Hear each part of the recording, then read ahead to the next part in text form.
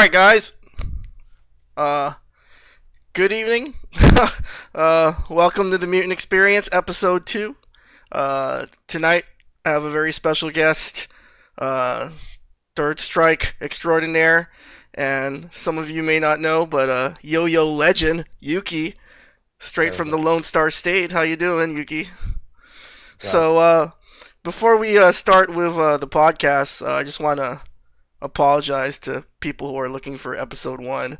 I'm still a noob at running my own channel, and I forgot to turn on the archive button. I forgot to Yeah, turn sorry. on the archive button, and so there is no evidence of the podcast with Ryan. Well, there is actually. There's a short clip. So, Rom, I think Rom 86 or something. He made a little clip of the Oh, first like the podcast. highlight or whatever on Twitch. Yeah, yeah, like a little like 20 seconds of it. So that's the only evidence that the podcast was kind of shitty anyway. Obviously not because of Ryan, but mainly because of me. So, but anyway, that's the past. This is tonight. Yep. So how's it going, Yuki? I know we haven't spoken to one another, or we haven't really seen each other since TFC. So what's been going on with you Yeah. lately? Just working, man. Yeah, Yeah. yeah, definitely. Pretty So much. So, I thought we might go ahead and start at the beginning. I'm sure a lot of people want to get to sort of know you and your background. So just tell me, man. Like, how did you? Not even like fighting games, but like, how did you get into video games? Like, was it like something like you played as a kid, or I mean, like, Yeah, of how did course. that all happen? Yeah, I mean, I think my story is probably really similar, at least in the beginning to everyone else, where it's like I was a kid. I think I went over to like a relative or like family friend's place, Super Nintendo. Of course, I played Super Mario World as my first game. You That know, that was your first um, game? Wow. Yeah, my first game. Well, I mean, like, I'm 28 now. I think you're slightly older than me, right? Yeah, sure. Okay.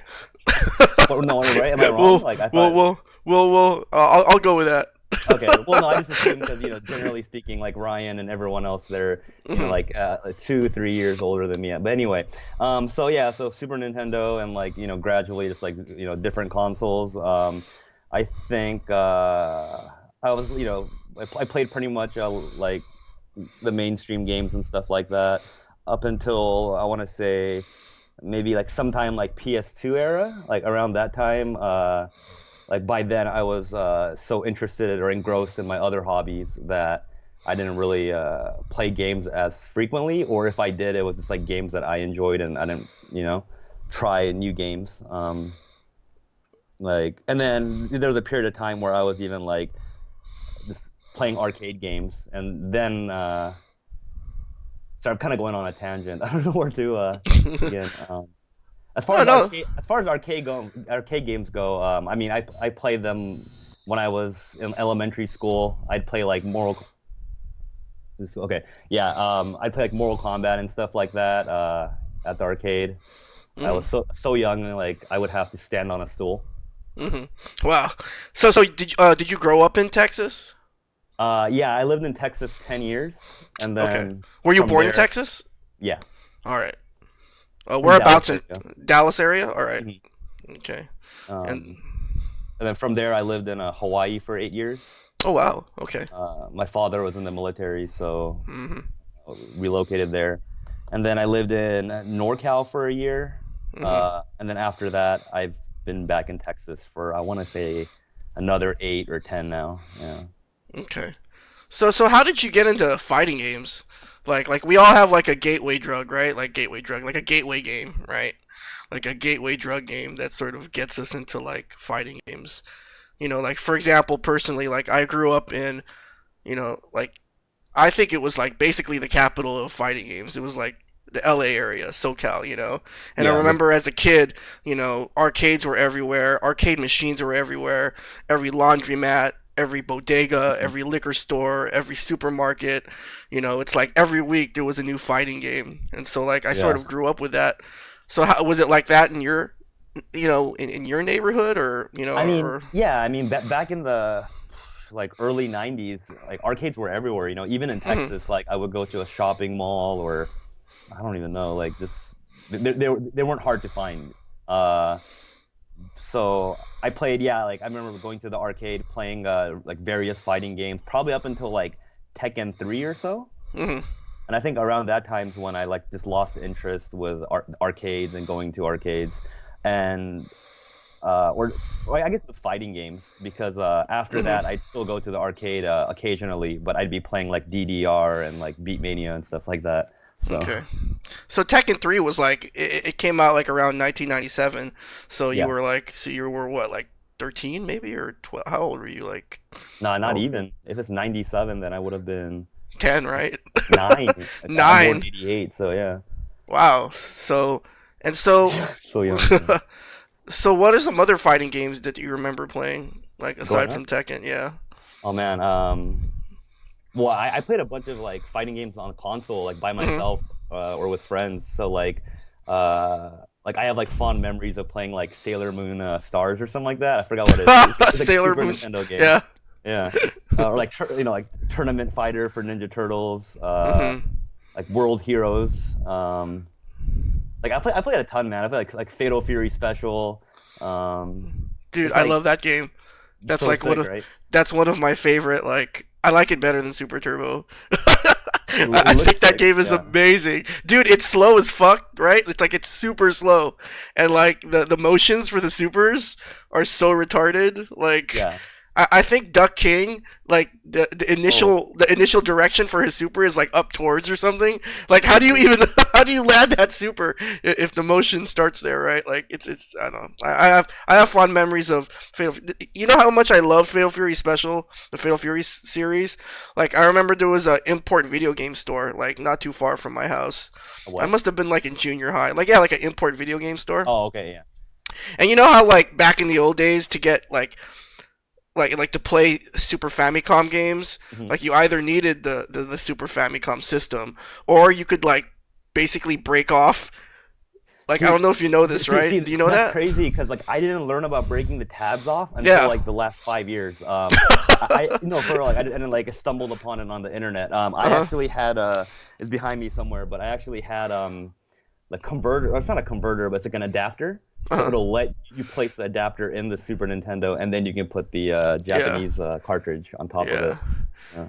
And I remember I was with my best friend when we sort of when we did the mod. That was like I guess my first ever mod, right? Like that's the first ever mod video game mod I ever did. And Dude, that's like so sick though. How did you even like hear about that or find out about that? Like, well, you know, the guys that worked at the import video game store, they were like, you know, yeah, man, there's just these two tabs in your Super Nintendo cartridge and that's it. gap, dude. Just break them off. And I'm like, what? Break them off? Like, you know, I'm a kid, right? Like, I can't afford to buy a new Super Nintendo, Yeah. so I'm like super nervous. I was like, what do you mean break them off? Like, I actually have to like destroy something on my system? Oh fuck. So, you know, but we kind of sucked it up and went ahead and did it Yeah. and But then with no like parental supervision, just with like no went for parental it. supervision, dude. If my dad knew that I did that, he would have like beat me with like a stick or something, you Yeah. know. And so like yeah, like I loved Fatal Fury Special so much. I didn't even wait for it to like come out for Super Nintendo. Like the day it came out for Super Famicom, like I had this I had the Japanese version, and you Oh know I wow. sort of modded my system so I could play that game. Yeah, that game is sick. The So last thing I want to say about that game is I think it's like you mentioned ducking, right? I think ducking stage is like one of the best. It's like MC Hammer fucking got the oh guy my in the god. background, or it's him in the background. Uh huh. It's like lights flashing in the nightclub. Yeah. Yeah, dude, that yeah, that stage is sick. Like yeah, this like almost all of the stages are good. Like I can't think of, I think the worst stage in that game is Andy's stage, like that really boring Um, like boat. yeah, I know what you're talking about. It's like in Europe somewhere on a Yeah, canal. yeah, that's pretty shitty. But like, remember Lawrence Blood stage with the bulls? Yeah. That's so I sick. don't remember it vividly, but I remember the Uh-huh. character and I remember like the theme of the stage. Yeah. Yeah. Who did you use in that game, or who did you like using in that game? I mean, like I was like a little kid, just like playing everyone. Yeah. I don't think I had a main or anything. Yeah. You know they still play that game like in Japanese arcades, right? Like in Mikado. Like, did you ever like when you were in Japan? Like, we'll get to your Japan stuff later, but Yeah. did you ever watch like did you ever see any like Fatal Fury tournaments or You people know, playing in arcade? I've never really watched another game tournament Hmm. live in person, but like of course Mikado videos. I've seen so many different games for it. You know, like Karnov's Revenge, Breaker's Revenge, whatever. Yeah, Yeah, dude, I love that game. So you can't you should never have mentioned Fatal Fury Special. Then it went off on a tangent, this but podcast totally went but off the anyway, rails but already. with the video games, basically, grew up on arcades and console. From there, took a break, went back to arcades, but mostly was playing like because DDR and all that stuff was so popular, kind Hmm. of separated from fighting games, didn't play it. And then after that, got engrossed in like Counter-Strike, like 1.6. Hmm. So like there was a period of time where that was like the only video game I played. And then eventually I found myself at the arcade, but this time because of the new games of that time, or the popular games of that time, like CVS2, Hmm. MPC2, and Third Strike. Yeah. Hmm. So let's let's talk about Third Strike. So obviously the game came out in '99, and so like when do you remember sort of first playing Third Strike? 2005. Okay, and so how did you get into that game? So out of the blue, at 2005 is when YouTube came out, right? So Hmm. because of that, I had like a nostalgia thing where I was like, dude, I'm gonna look up like Street Fighter 2 videos, Mortal Kombat videos. Hmm. I wonder if there's tournaments for this shit. Like I had no idea. So I YouTubed it, found videos of Super Turbo. So I was like, oh man, like people still play like Street Fighter 2. I want to go play it. Went to my local arcade in Hawaii. They had a cab there, but no one played it. So you were in Hawaii at the time when you got into Third Strike. Hmm. Okay. Yeah. So yeah, unfortunately, no one was playing Super Turbo. That was the game I wanted to play.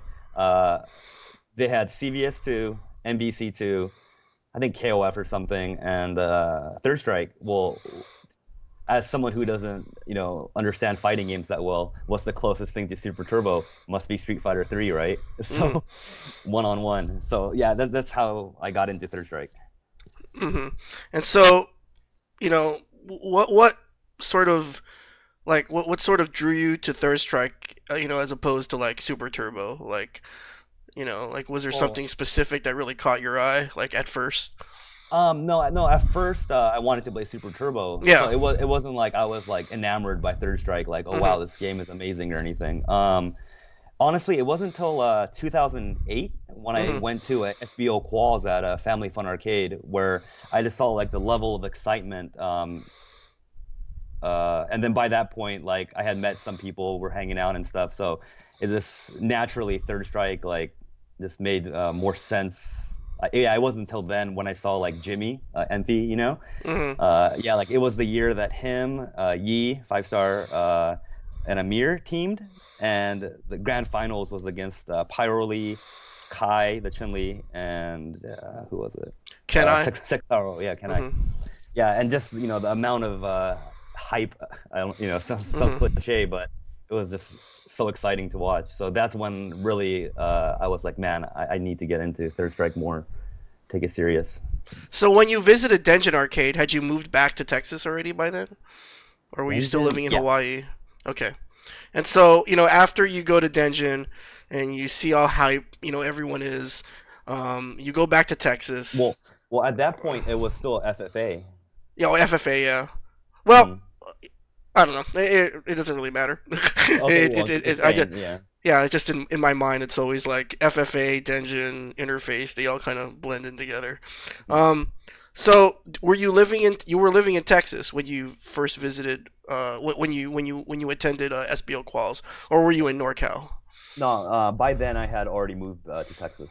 Okay. So you go back to Texas after, witnessing all this hype, third strike action. And Mhm. so what do you do? Like you just, do you start going to arcades to play the game? Do you play it on console? No, it was like so basically just to rewind a little bit. So in Mhm. Hawaii, I was playing on arcade, and then I had the console version Mhm. with a pad so I can practice at home, and I play at the arcade. Just took it really casually, Uh-huh. and then I moved to NorCal for a year, and I played with Sebastian, Okay. Rom, Jimmy, those guys. But even then, I was just so casual that like I didn't understand the game. It was just, I was just a fan. And then when I had moved to Texas in like 2008, that's when I don't know what it was, but all of a sudden I just felt like uh, well, actually, no, I think I do know what it was. It was because the previous year I had won the World Yo-Yo contest, so Mhm. I was kind of over yo-yoing at that point, and it's like, what else do I like? Well, I like fighting games. I think I'm gonna try to take it a bit more serious. Mhm. Yeah. And so how did you do that in Texas? Like what were you like did you seek people out to Um, play? Did you go to I don't know yeah. what the arcades in Texas were at the time, but Well, this is before UFO opened, right? Or no? yeah, I was Okay. before. Yeah. It was. I'm sure you've heard of it. There's a place called Einstein's in Mhm. Austin. Einstein's, yeah. Yeah, I think that was still maybe around, but Mhm. at that point, I hadn't even gone to Austin for fighting games. Um, Mhm. what I would do is I'd play online before GGPO Mhm. on Kylera Kylera. on keyboard. Yep. So you were a pad warrior and a keyboard warrior. Yes, at various points of my life, yeah. Yeah. Um, but yeah, so like I went on SRK. Turns out Bucktooth Campbell. Mhm. He lives in Dallas, right?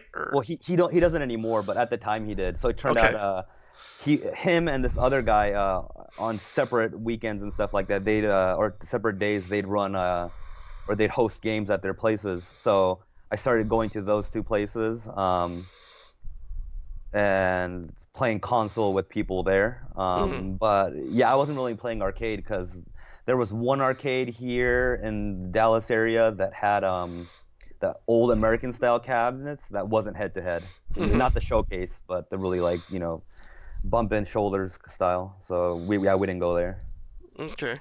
And so how did you I mean, how did you start practicing like, in terms of, getting better at Third Strike? I mean, were they holding tournaments at Einstein's regularly or was it I just mean, you basically practicing on your own? I don't even know about Einstein. So like I said, I've never Yeah. gone. Uh-huh. It was in Austin. Like that's Mhm. before my involvement with Yeah. Austin, which even then it's like, oh, something I want to make clear is I think people have this like assumption that like I live in Austin or like near it. Like I Yeah, that's don't. right. Like yeah, it's like 4 hours away. Uh-huh. And like I think a little bit further now because I live in Mhm. Denton area. So it's like yeah, like I'm not. I mean, I did have a phase where I used to go like almost once a month in Mhm. 2014, but yeah, really like I since being back in Texas, like I didn't play arcade much. Yeah, Mhm. So pretty much your main source of practice then is online then. online and before console because up until maybe 2011 or so, we had Mhm. like a small group, maybe four other people that would still play Third Strike on console. So. Mhm. And so what do you remember as, what do you recall as like your first memorable like tournament experience? Like like a big event that you actually participated in and that you remember doing well. Because I mean, did you Um, go to Sunroof Cup? Yeah, I did. I didn't Okay. do well there, but I did Mhm. go. First time I did well. I don't think I made like top three or anything. But I don't know why. Somehow I beat Shen Chang. Mhm. Uh, and this was at Arcade UFO already. It was probably the year or the year after where they opened. So it must have been Mhm. 2009. I don't think it was 10, but Mhm. um, yeah, I beat Shin Chang. If people don't know him, he's one of the grandfathers of American Third Strike. Uh, Mhm. Yeah. I think Like the I viewers might not know. So, yeah. Yeah, like when I think about like the old school Texas scene, I always think about the four pillars of Texas Third Strike. To me that's Mopreme, Shen Chang, Mhm. Asian Hitler, and Fubar Duck. Like those Yeah. are like the four. I mean, I'm sure there were other really strong players, but you know, growing up and remembering, No, no, I Third agree Strike back totally. in those days, those were the pillars, right? Mhm. um, and so yeah, I guess like some people are sort of asking like, you beat Shen Chang. What do you know if it was at a major or like a how big was the tournament? Was it just kind of one of those like random tournaments? I think it was bigger than the tournaments that they hold now, just because Mhm. Arcade UFO was new at that point. I think Mhm. Street Fighter 4 just started Mhm. in popularity like a year or two ago. So there's a lot of people there for that, as well as like I think there's like a SD tournament, a Third Strike tournament. So I know, I mean, do I remember like the actual size? No, but I'd say there were more people there than there are now. Um, Mhm. yeah. And then just personally, like the really the earliest footage I ever remember seeing you play was at the 25th anniversary. Oh, okay. So tell us a little bit about that experience. You know, um, I mean, I don't. do you?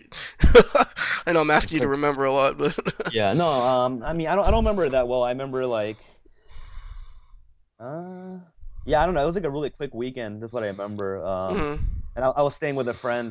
So it's not like there was like a venue where like we all hung out at or anything like that. I mean, I guess UFO was, we'd hang out there. Mhm. Um, but yeah, I don't know. I remember being all right. Like despite it being a console tournament, like it wasn't horrible. It was all right. Mhm. I remember being disappointed from the results and stuff like that. But I mean, other than that, it was really fun. Yeah. Mhm. So let's talk about Japan now. Okay. Um, because I guess that's where you obviously, you know, really like started, I guess, improving, I guess. So tell us about like how did you end up in Japan first and foremost? I got invited to a yo-yo contest Mhm. in the fall of 2014, Mhm.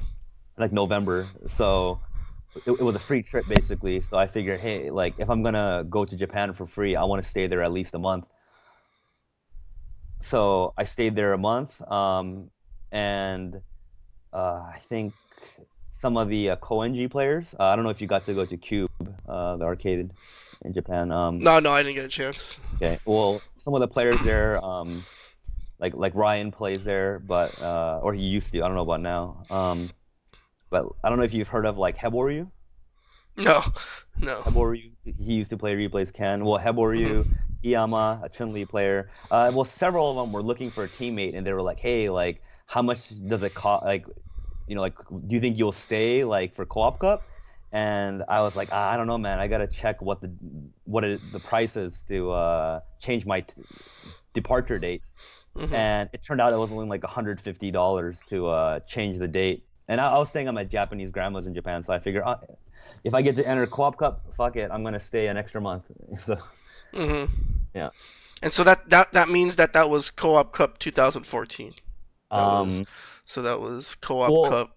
it would have been 15 because I went there at the Oh, okay. fall of 2014, in November of 2014, and stayed till Co-op Cup So of that's 2015. that's Co-op Cup 13, I don't know the I think. volume Like numbers, but let's see, 15 was this year. 14. Yeah, it oh, was 13 13. then. Yeah. Yeah. Co-op Cup 13. Mm. And so Co-op Cup 13. So you decide to stay and you decide to compete. What was that like, that first Co-op Cup that you participated in? Um, I don't know, man. It was like kind of overwhelming. Mhm. Because it was my first one and everything.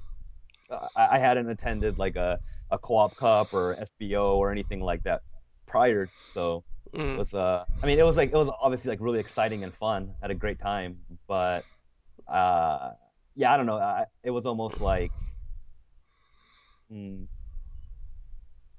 I didn't know what I was getting into. I was naive. Yeah. Mhm. And were maining Yun by then, Yeah. or?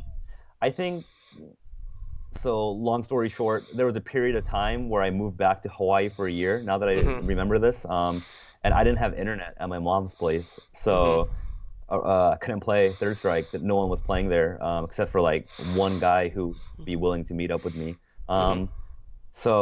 And around that time's when SHO show, Mhm. that's around the time when he was making like coming up in the ranks kind of thing and doing all these like Daipon loop and all these like variations or optimal combos. So it was like, oh man, like Yun's really cool. Like I can practice without someone, and Mhm. I can learn all this new stuff that I'm seeing SHO and Yakun do. So Mhm. I think around 2013 is when I picked up Yun. Okay. And so, what was that like? In Japan playing Third Strike, because I know like you had been playing Third Strike like in America, and then what are some of the things that you noticed right away, like in terms of like the differences, like when Well, you were coming up here, and then going to Japan, and then obviously practicing and playing them on a regular basis. yeah. I mean, this is 2, 3 years ago now, so it's hard to Mhm. say exactly. But I mean, it was just everyone was so good. I feel Mhm. like even their weaker end, lower end players are still. I mean, they're good. Like you can't say they're bad. Mhm. So this like the caliber of play overall was really good. And on top of that, I think we talked about this a little bit the other day, but their their top of the top players are like a whole new level. Mhm. Yeah. Yeah. And so you're in Japan. How long were you there? Like the first time? Like, 2 months. 2 months? Okay.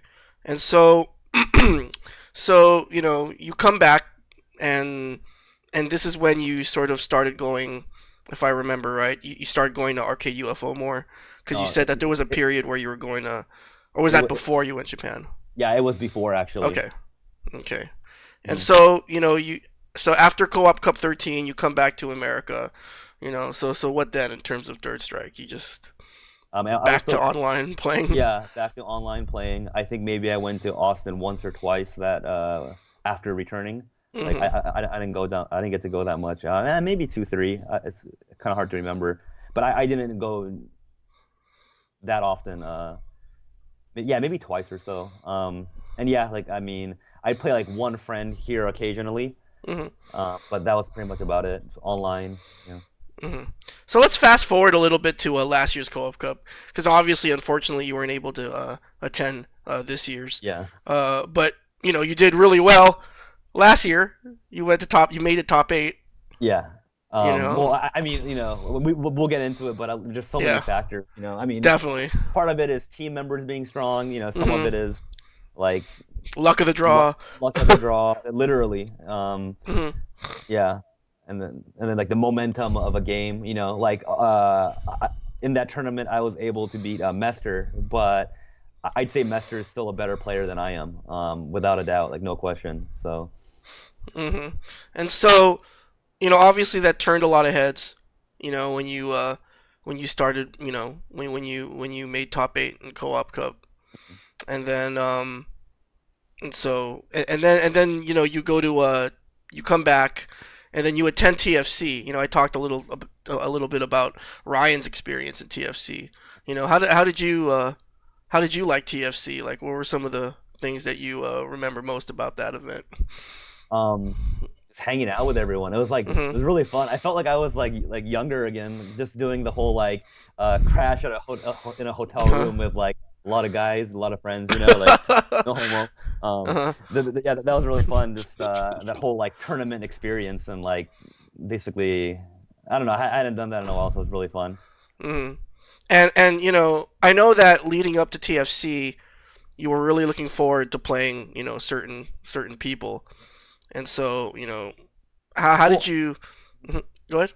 oh no, I was gonna say like yeah. I mean, I was looking forward to because like 5 star for example, I hadn't played him in 6 years or something. Mhm.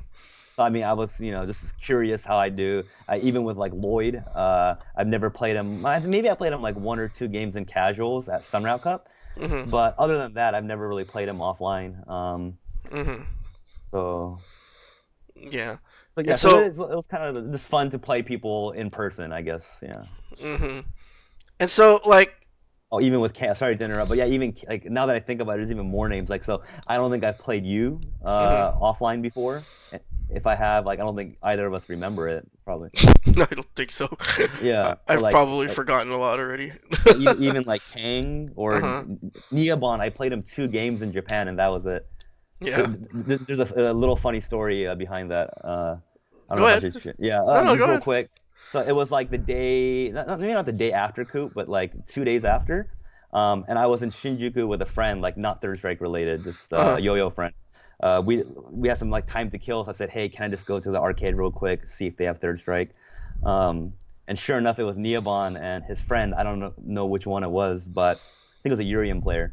huh. Hmm. Anyway, so I sit down, I play them like I use Makoto one game, beat the Urian, and then I play Neobon, I lose, Hmm. and then I played Yun or something, like I Hmm. won, and then Neobon beat me, and it was like 3 4 games, right? And then I was like, oh, I gotta go. Like I don't think I even said anything. I just kind of like bowed, like nodded my head. I didn't think it was a big deal, but apparently that experience, like Neobon was like, oh, this guy's a dick. Like he just played a couple games and like bounced. Like That's what he thought. That's what he told you later well, on, or I mean, there's like a language barrier, so maybe yeah. that's not exactly the sentiment, but it was something like that. He basically like didn't have the best impression of me, like Hmm. because of that. Yeah. That's funny. So in like you got you got third at TFC. Mhm. And so how do you felt like you played that weekend?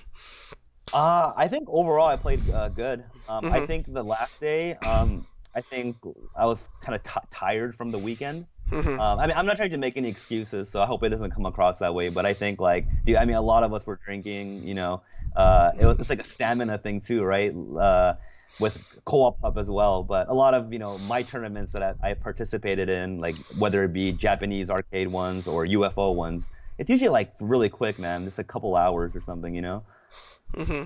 So, And um, mm, were there any moments in Co-op Cup, not just obviously your matches, but just matches in general that sort of stick out to you, like from the weekend? I know it's a lot of it's TFC a or blur. co-op? TFC, TFC.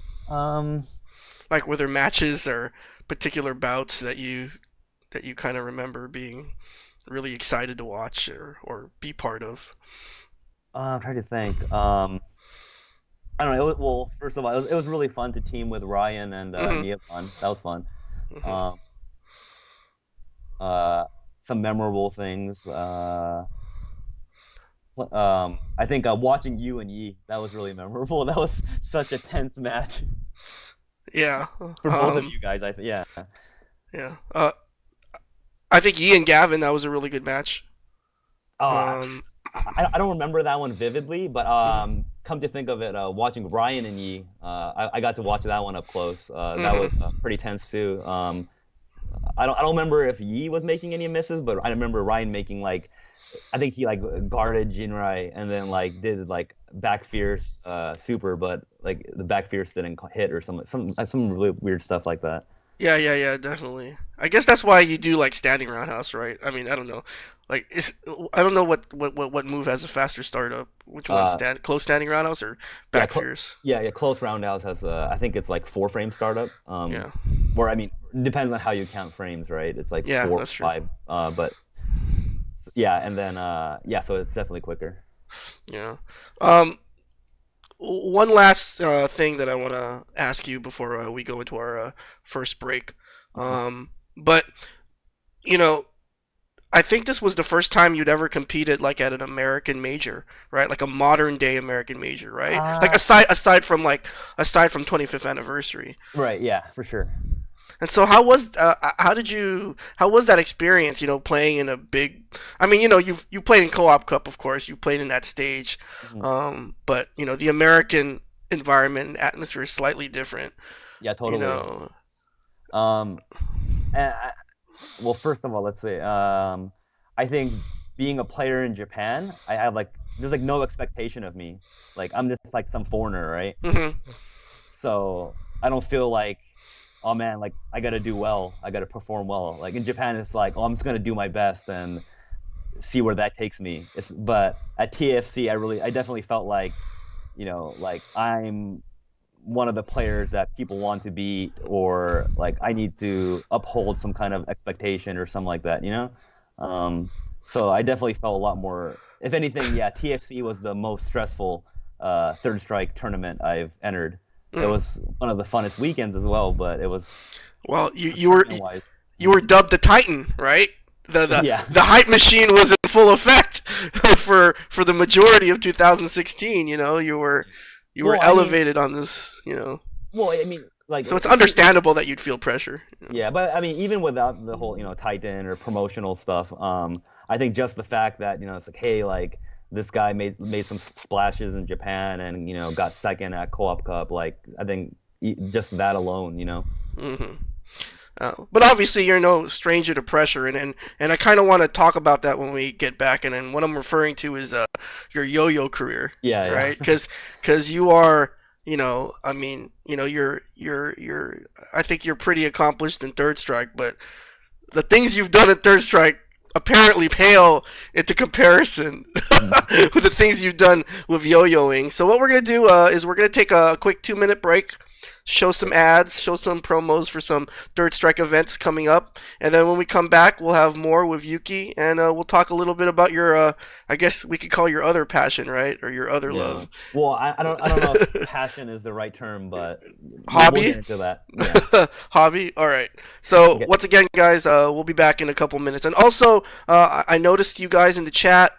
You have questions for Yuki, and I know Denges. You asked if Yuki's going to be answering some questions, and so to answer your question, yes, we're going to reserve some time at the end of the podcast for Yuki to answer some of your questions. So keep the questions coming. We'll write some down, and we'll make sure that Yuki gets to them later on in the show.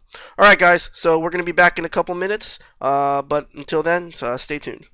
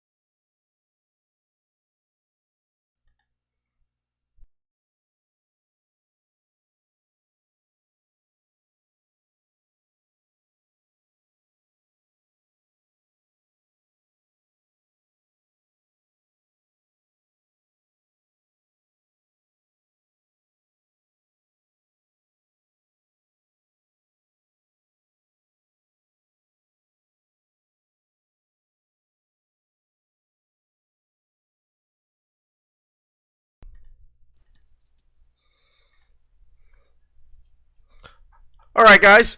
This is Mutant XP. Welcome back to the Mutant XPerience podcast. My guest tonight is none other than Yuuki from Texas. And so, Yuuki, obviously, we know each other through Third Strike. Mhm. Um, but what you're really known for, apparently, and of course I didn't know this, is that you are quite accomplished in the, I guess, what we would call the pro yo-yo circuit. I guess, what is Uh, that, what it's called, or yo-yoing, no, or I don't know. Just the what's it yo-yo called? scene. I don't know. The yo-yo scene, is that what it's called? The I don't yo-yo know. scene. I don't know if that's what it's called, but yeah, the yo-yo community or scene or yeah. Uh-huh. And so, you know, I want to sort of preface this segment.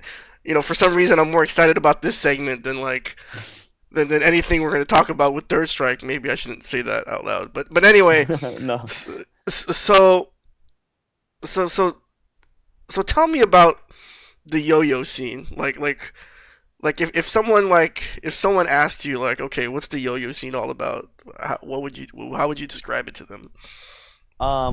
Okay, well, I guess the yo-yo scene separated into, I guess, two categories you can say, like the competitive scene Mm-hmm. and then also just like yo-yoing as a hobby or Mm-hmm. non-competitive, I guess, is the Mm-hmm. good way to put it. Mm-hmm.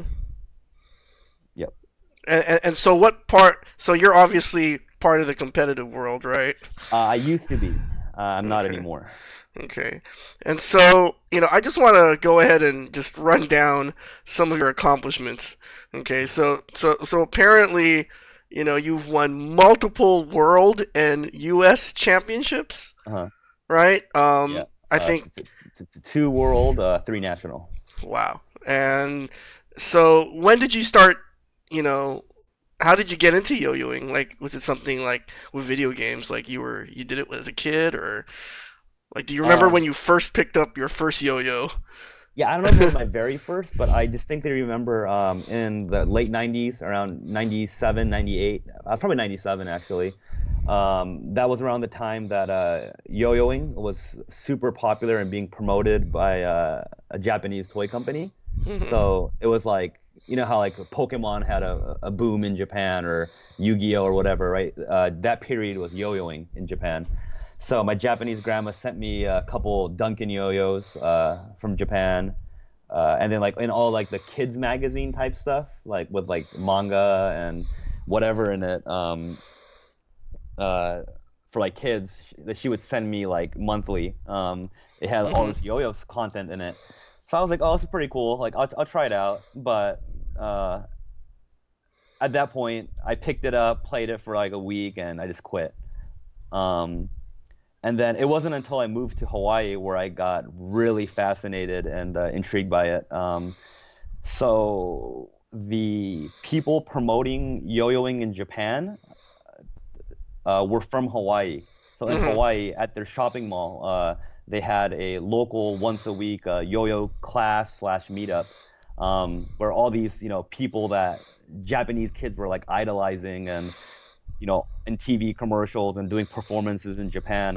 They were there at the a shopping mall, like, 5-minute drive away from me or something like that. So saw those guys performing in person. I was like, oh man, this is like really sick. Yeah. So yeah, I was like a little kid. I was in the fourth grade then, I believe. Yeah. And apparently, because I did a little bit of research, Mm. you started in terms of competitive yo-yoing. I don't even know if that's a phrase. Competitive yo-yo. You started pretty young, right? Like you won the world at 13. Right. Yeah. I mean, like, and apparently, you know, like like only one other person has done that, like that old, or like, or I don't know about today. I feel uh like, huh, see, and I don't keep up with every division. uh huh, So there's like multiple divisions in competitive yo-yoing. Not to go off on a tangent about that, but an easy example is like, so I play with one yo-yo and I do string tricks predominantly, right? uh There's one where there's two yo-yos and you do like looping tricks. huh, There's one where it's called off string, where the yo-yo's not even attached to the string. So there's like different divisions. So it's like different fighting games, right? Like hmm. Third Strike, CVS2. So yeah, I can't say like who are the winners lately of the other divisions. Hmm. Um, but I'm definitely on the lower end of the spectrum for age of winning a world title. Yeah. Oh, that's awesome. That's awesome. So, obviously, competitive yo-yo. The competitive yo-yo, like, uh, it's kind of like a performance sport, right? Like it's Yeah. you're, and so again, like I said, I'm a total noob. I don't Mm. know anything about the scene. So like, how do you get judged in a yo-yo contest? Like, are Um, there different categories? Is it predominantly the tricks you do? Like, is it like? yeah, I think from what I understand, they've made it more the judging system much more complicated since I've stopped competing. Mm-hmm, But the two main categories I'd say you're judged in is like the technical yo-yoing aspect of it. mm-hmm, So mm-hmm, how many tricks you're doing, was the combo difficult and stuff like that. mm-hmm, And then the other part is more performance. So whether, and I think it gets broken down into like subcategories like choreography, stage use, music use. Like, I mean, I don't even know all of it anymore. So it's the actual yo-yoing as well as the performance aspect of it combined that they tried to judge. mm-hmm. And so, is there like a time limit, or how does that Um, work? Yeah, traditionally, and I think worlds and nationals are still this way. It's a 3 minute routine. Okay, so it's 3 minutes, and how do you prepare routines like I was watching some videos of you doing the yo-yo thing, and I noticed that there's like music, right? Like, do you Yeah, pick the music, yeah. or so you actually pick the music during Mhm. your routines? Um, and and so like, how much thought do you put into that? Like, in terms of I how mean, long does it take you? Like for example, like putting on a routine. Like, what are some of the things that you do to sort of put one together, if you will? well, um, so it's varied based on like my like motivation and stuff like that. Mm-hmm. And so in the past, there's been performances I've done like where I didn't like I made it that day and I didn't even finish making it that day, and I was able Wow. to place like first or top three. I don't think I can do that today. I don't know if anyone can do that today because of how competitive it's gotten. But I'd say the longest that I've actually practiced a routine, and like not the same thing over and over, but trying to like build the routine throughout was a month. That's the longest that I've invested into a single performance. Wow. And so, where do you get your ideas for your tricks? Like, obviously, you're drawing from certain you're drawing from past players, or but Yeah, you know. yeah, it's a combination. Some of it is past players, some of it is or there's a good portion of it that's like tricks that I've created. But I mean, that doesn't mean like some of it is just like trial and error, some of it's an idea that I had, some of it is just coincidence. So there's like different ways to come up with a trick or stumble upon it, depending on your approach and stuff like that. But yeah, I say a good chunk of it is my tricks, and then maybe portions or like a single element or part of it is maybe somebody else's sometimes. It just varies. Hmm. So let's talk a little bit about obviously competitive yo-yo is still a competition, right? And Mhm. so you're still competing against with other people. Mhm. But how is it? How does it, like, sort of, obviously it's different from competing in a third strike tournament, Yeah. but are there like certain similarities in terms of how you prepare yourself for both Well, types of competitions? yeah, I mean, I kind of want to talk about like the similarities and differences too. Mhm. Like, and we can get back to like preparation and stuff like that. But Mhm. as far as similarities and differences go, I'd say that similarities are, it's like execution based, right? Mhm. So with third strike, you have to be able to do the technical aspect of it. You have to be able to do combos, hit confirm, Mhm. stuff like that. And with yo-yoing, obviously, it's the same way where you have to be able to hit your tricks, land them, whether it be to the music or just whatever. But I guess the biggest, so it's similar like that in that sense, where you're using your hands and stuff like that, but uh, the biggest difference is yo-yoing is objective, Mhm. or sorry, no, subjective, and then Mhm. third strike is objective because, at the end of a round, KO, like there's a clear winner, right? Mhm. With yo-yoing is there's a lot of factors like, for example, maybe the judge preferred someone else's style or performance over yours or your tricks. Or the judges don't understand. I mean, it's hard to say. It's like more like music, I guess, where it's like it's not cut and dry. Like what style or what type of tricks are actually better than another. It's kind of up to the players to decide them. Mhm. And so, you know, are there certain things? My next question is, you've been to fighting game tournaments, fighting game events. You've been to yo-yo tournaments, your yo-yo events. Is there anything that like third strike events can maybe use or learn from yo-yo events? I mean, is It's kind there of hard. like you were saying, for example, right? This and I think that's a really cool point that you made, right? That the idea that a yo-yo competition is sort of subjective, whereas in third strike, you either win the round or you lose the round. But in terms of just like community building and like making the game more hype and encouraging more players to play it, I mean, are there elements about the events themselves, yo-yo events themselves that maybe fighting Well, game events could kind of draw from? it's kind of hard to say, just Mm-hmm. because I'm not a big of a part of the competitive scene. Like I don't attend as many contests and stuff like that. Mm-hmm.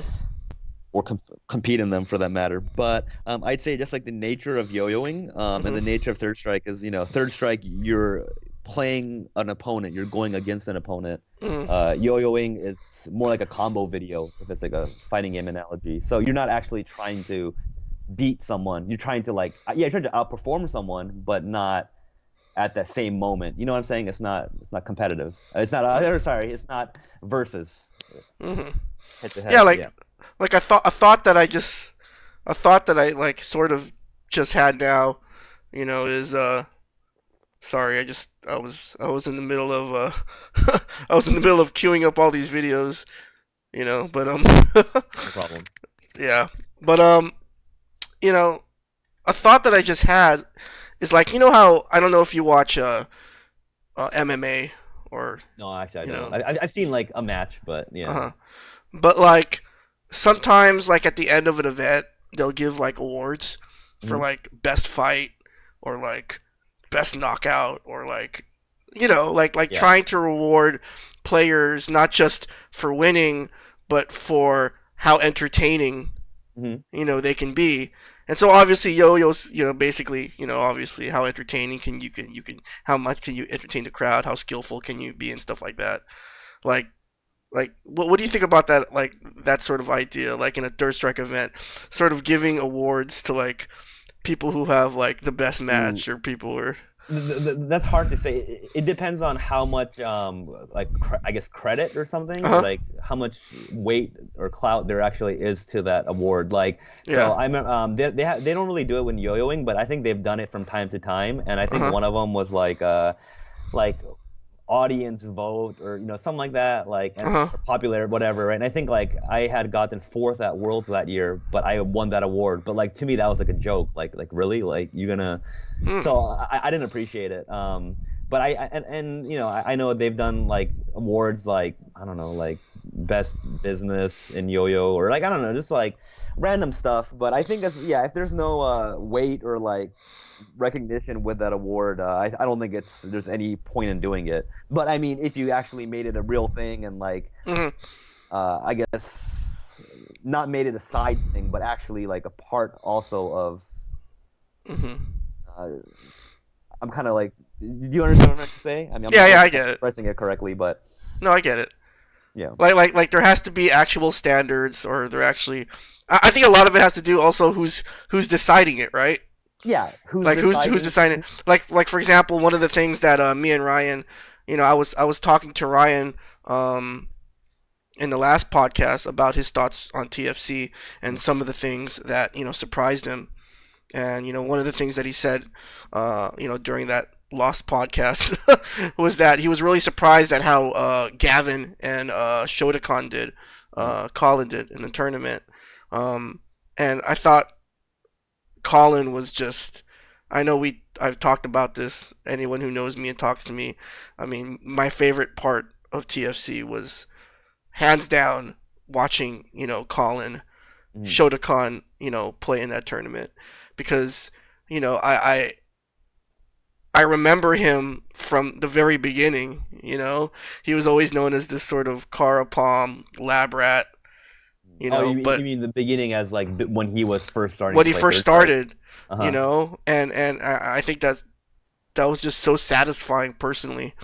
To see a player kind of break through and be able to place higher than he's ever been. So Mm.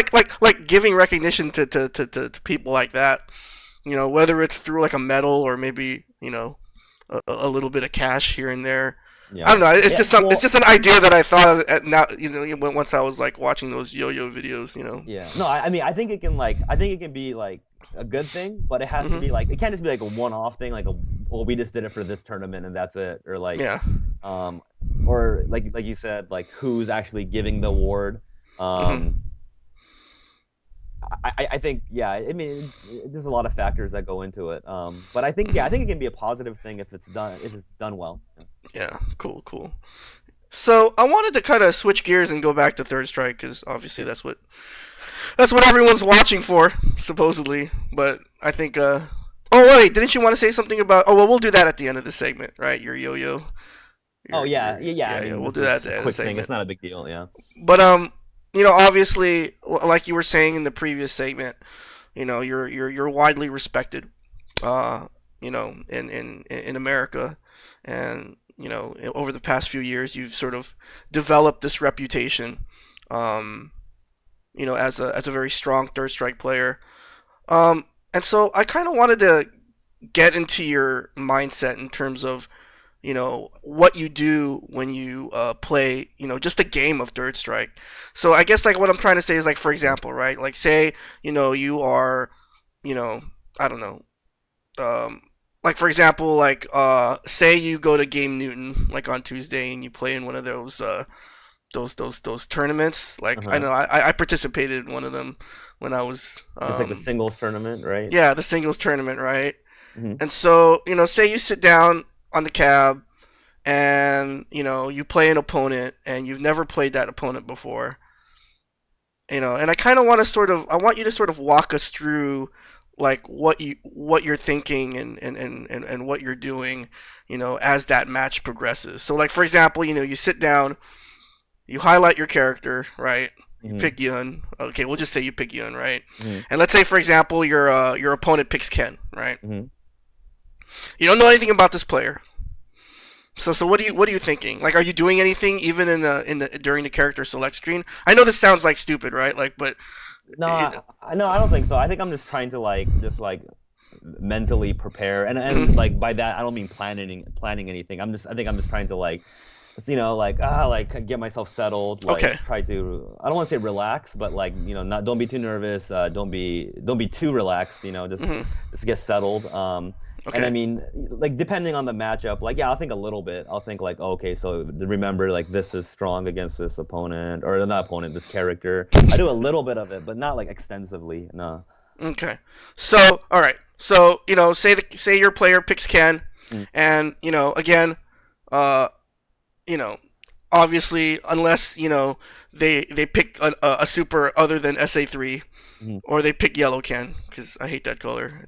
Yeah, not a I think fan. Yeah. yeah, I think only scrubs use that color. But anyway, so um, so they pick SA3, so it's clearly they at least they know what they're doing, sort of at Mhm, that point.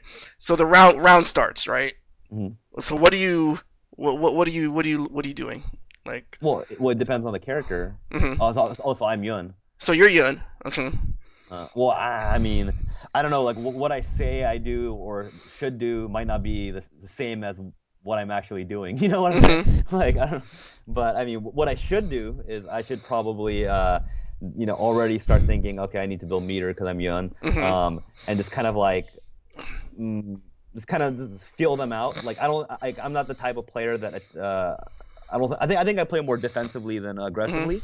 Mhm. So I don't think I'd start trying to attack them right away. I just kind of like feel them out, use, kind of.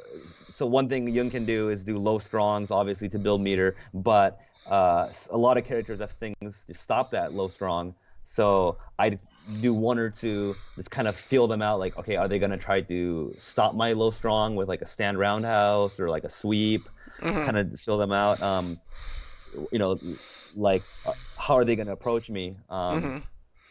And then in the meantime, I think I'd probably I mean, it depends. I don't Some things I would do would be like stand medium kicks, a really pretty decent poke against Mhm. Shotos Mhm. from far. So I'd probably do some of that. Uh, if I can tell they want to play a lot of ground game, I'll myself start to look for whiff punishing maybe. Mhm. Shouldn't do too much of it as Yun, but I like to play ground game a lot more, I think, than Yun's supposed to. So Mhm. Yeah, I mean, I'm glad that you kind of went into specifics because everybody goes, yeah, like I'll spend the first few moments of the round feeling them out, right? But what exactly does that mean, right? Like, what does it mean to feel them out? And I'm glad yeah, that you kind of went into specifics. So you're I, kind of sort of gauging their knowledge, I guess, of the matchup. Would Yeah, you say? I guess to some degree, but to be honest, I think I'm more Mhm. of like I don't want to say subconscious or I think I'm more of an instinctual player to be honest. Like I do have a you know I do have knowledge of the game, but I don't think I'm like that. Like I don't think I'm textbook player. Like I Hmm. don't like like someone like RKF, right? Like I at least the way he articulates himself and like talks about it, like he can tell you like okay, so like this matchup. Uh, it's still partially an opinion, but he can kind of tell you like, hey, like generally speaking, this is how the matchup should be played or approached.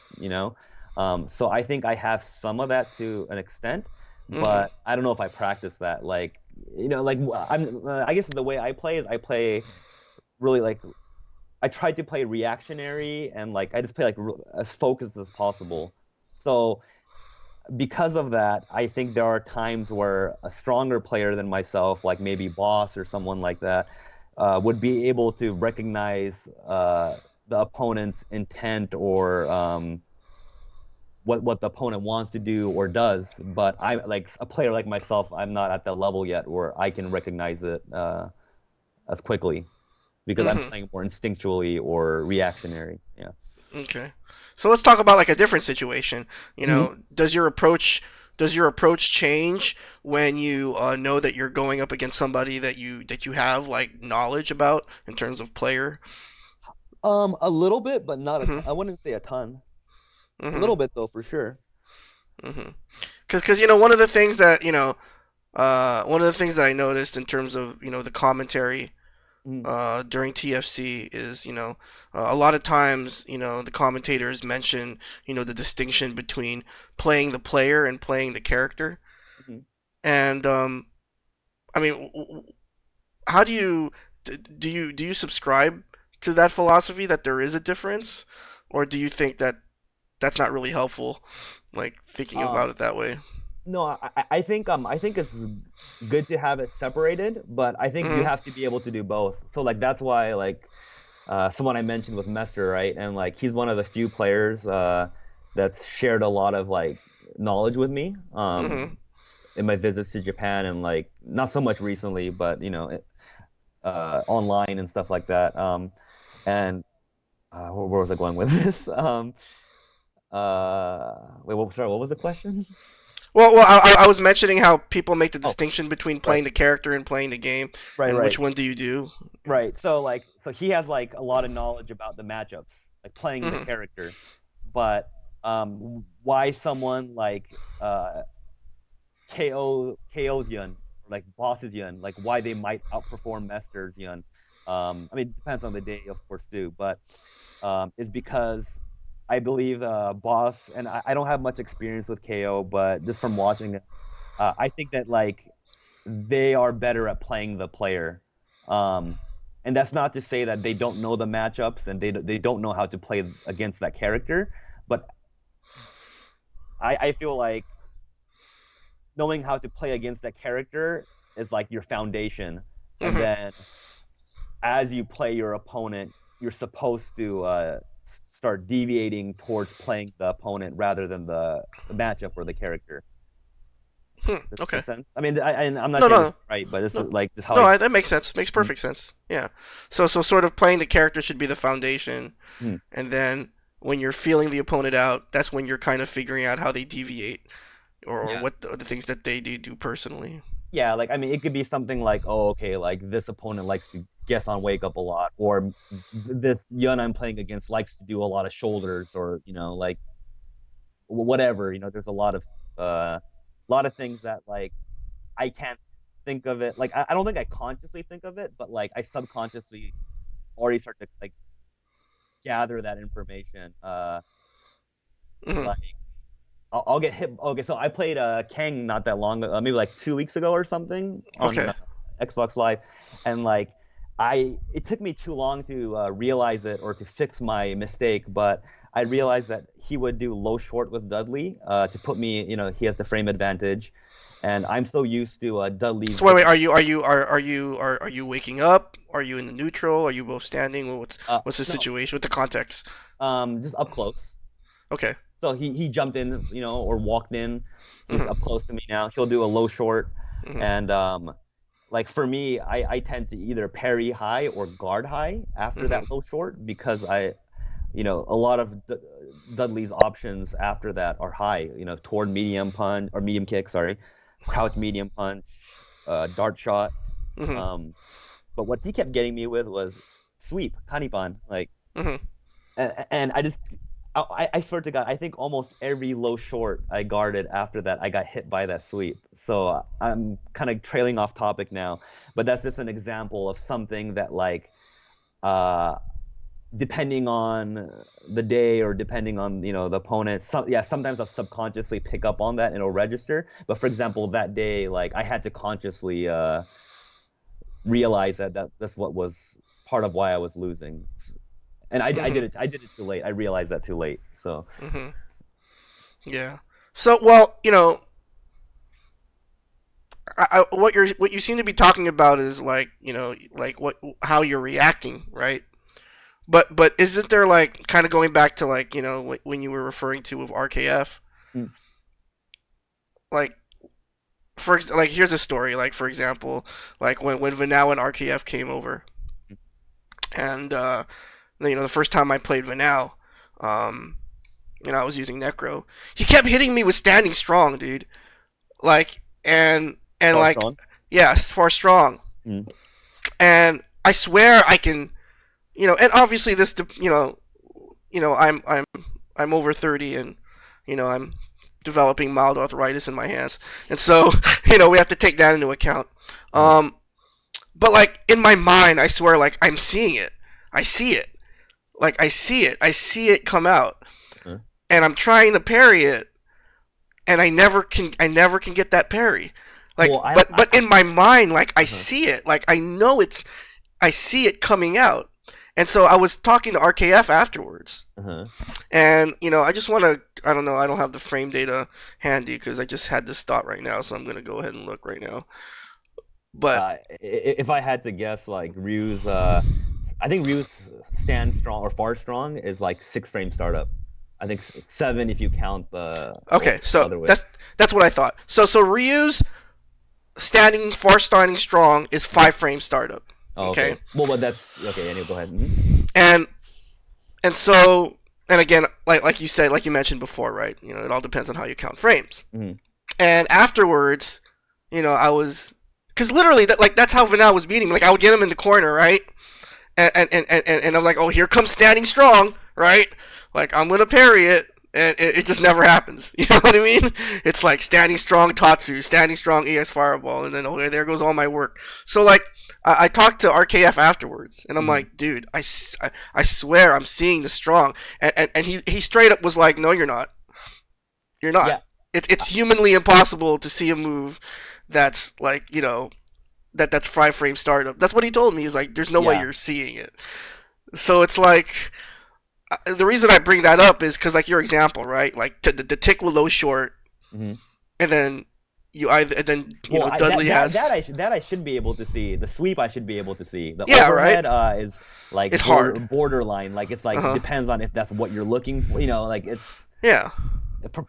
probably can't unless like your like senses are really heightened that day Yeah. because you're rested and whatever. But And then you have to factor in, right? You see it, and then that information has to trigger into your hands yeah, to guard a certain way. So it's like I was just reminded of that story, because you were giving the example of the crouching short and then getting hit by the sweep afterwards. yeah. So yeah, I mean that was just I don't know, it I, was just I can't remember exactly. I feel like I've heard like what people say is about like the average like it's humanly possible to react to. I feel like I've heard Third Strike players talk about it in Japan.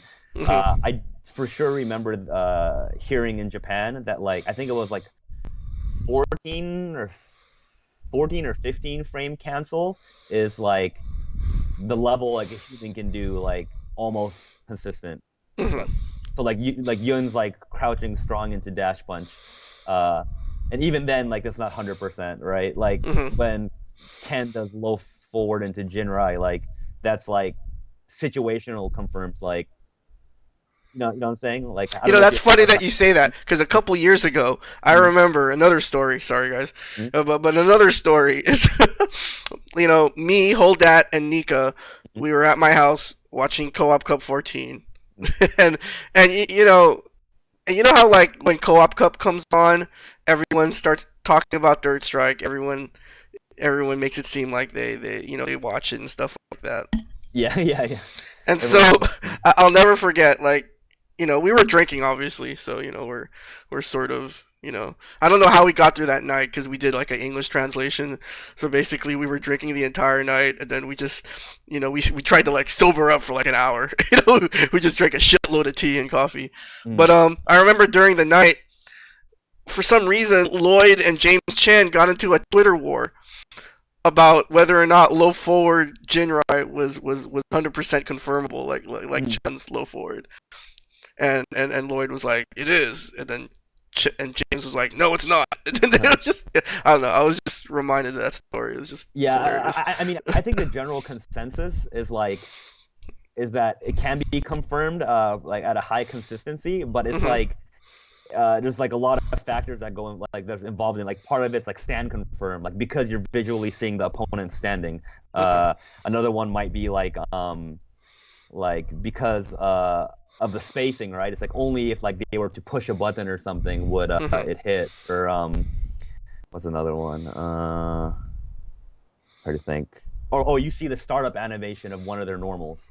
hmm So like, there's a lot of factors. And like, if you're feeling it, like you can confirm it too. Like I feel like sometimes in the moment, like you're able to confirm things that you normally won't won't be able to. Like in like training mode where it's just like yeah. over and over and over. I feel like it's much more difficult to hit confirm when it's repetitive like that compared to like all right, like I'm gonna try to hit confirm. I don't know. I can't think example. Like something difficult, like can stand close fierce. Like I feel like that's borderline confirmable, but it has to be in the heat of the moment. Like that's all you're looking for. Like you know what I'm saying? Like hmm yeah. yeah. So yeah, like I guess we were. I don't know How did we get into this topic? Oh yeah, you Um. were talking about Kang, right? And he was hitting you Um. with sweep after low short. Right. So we're talking about We're talking about adapting, Uh huh. and that's how we got into that. And before adapting, we were talking about playing the character or the matchup, and then playing the opponent. hmm But I guess that's where RKF's advice, like like you were talking about how RKF, he has a lot of technical knowledge, and I guess that's where technical knowledge comes into play, right? Because like if you know, okay, hey, this move has a certain frame startup, Mm. and so you know maybe you shouldn't try parrying it, or maybe you shouldn't try reacting to it. Maybe in this situation you should just play it safe and so forth and so on. So I guess that's where like the objective knowledge of the game really helps, sort of. Um, Something I thought of is, have you ever heard of like, and I think this term is used like differently between mhm. different games. I think in even Third Strike it can be used differently, but like fuzzy guard. Yeah, fuzzy guard. right? So Yeah. like with like against Dudley, like Mhm. the idea is to like guard low and then guard high after Mhm. because dart shot is slower than a low short, for Mhm. example. Yeah. So I think like doing stuff like that, it might feel like, oh man, I'm reacting to this, but it's not always sometimes it It's is reaction genuinely and sometimes it's not. Yeah. yeah. No. It's a lot of it's just muscle memory, right? If you're just used to fuzzy guarding, you're just gonna do that instinctually, Hmm. depending on certain situations. All right. So, with that said, guys, we're gonna go ahead and take our second and final break. But when we come back, we're going to answer some of your questions. So if you guys have any questions for Yuuki, definitely write them in the chat. I wrote down a few of them that were throughout the show. Yeah. Also, I'm gonna ask Yuuki what his advice might be to players from different levels. Whether you're a beginning player or a mid-level player, or maybe someone who's just sort of trying to break into that sort of upper echelon. Uh, and that's pretty much what we have for that last segment. So once again, guys, we're gonna take a couple minutes, take a break. Once again, check out some of the events that are coming up in not just here in America, but also in Europe. And we'll be back. All right, Yeah. guys, stay tuned.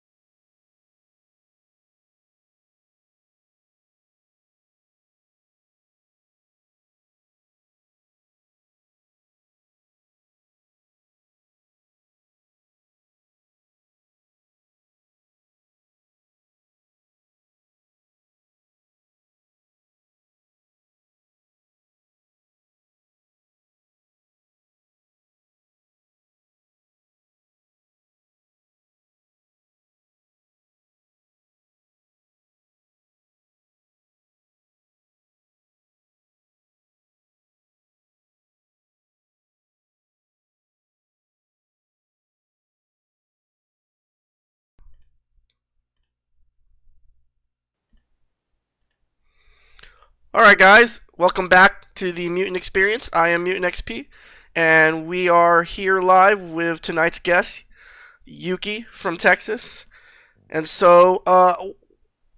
one of the last things that I wanted to talk about tonight, Yuki, is like I said before, you have this reputation as being this very clean and very efficient, and very strong third strike player. And so obviously, people are going to listen if you give them advice. And so, do you have any advice for third strike American third strike players trying to improve? Like, for example, obviously there's different levels, right? So, Hmm. like, for for somebody who just sort of is interested in the game and has just sort of picked it up in the last, say, maybe 6 months or so, Hmm. what would be some of the things that you would tell them to do, to get better?